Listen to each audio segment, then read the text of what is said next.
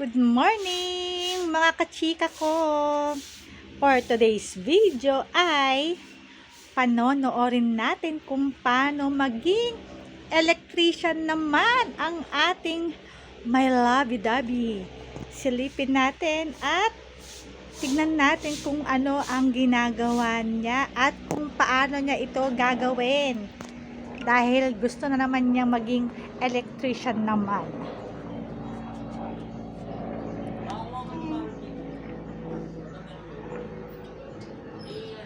O, diba? Ano na naman po yan? Mister. Lahat na yata. Ginagawa mo na.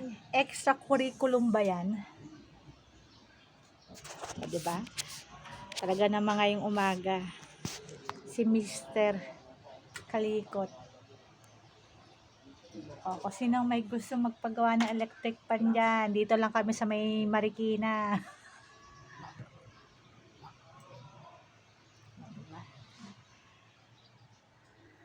Umagang umaga. At magkukuting-ting na naman. At panoodin natin.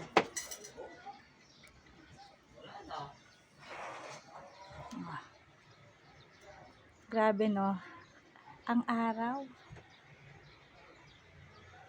Kaya ayan, naisipan na naman niyang gawin ang aming electric fan at mahina daw itong umikot. Siyempre, tayo ay supportive na misis. Para makatipid ay siya na daw ang gagawa.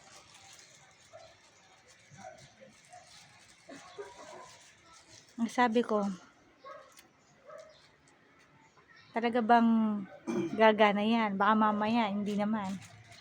Tingnan daw natin. Lahat na yata, pinaraktis niya. Ganun talaga pag walang ginagawa masyado sa bahay. Lahat ng dapat gawin ay ginagawa niya na. Para menos sa sa bayad.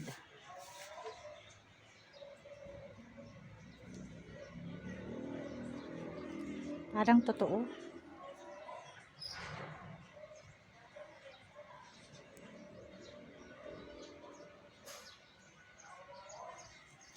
Diba? Imbis na matutulog, hindi. Manonood muna. O, ano bang ginawa mo dyan? O, ano? Ba't ka nagpalit ng kapasitor? Eh, ba't hindi na lang dun sa, sa pagawaan? Mahal.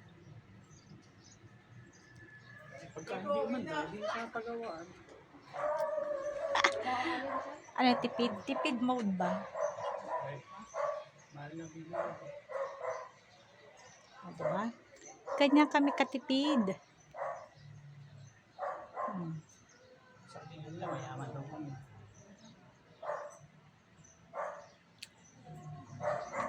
Testing natin, malakas. O, sige na. Kailangan yung hangin malakas, ha? O, diba? O, gawa ng electric fan namin. Oo, lakas na. Number 1 lang yan. Wow, ang galing. Ang galing niya. Very good. Number 1. Number 2. Number 3. Magtatayo na po kami ng shop ng electrician. Pagawaan ng electric fan. Ganyan lang yan eh. Magbabayad ka, 350. Kuripot, no? Pambili mo na ng beef burger. Uy, talaga naman. Ayos, gawa na kagad. Ano lang, kasimple ang buhay. Galing. Ah, Huwag diba? puro chismis ha. Okay, syempre dapat always happy.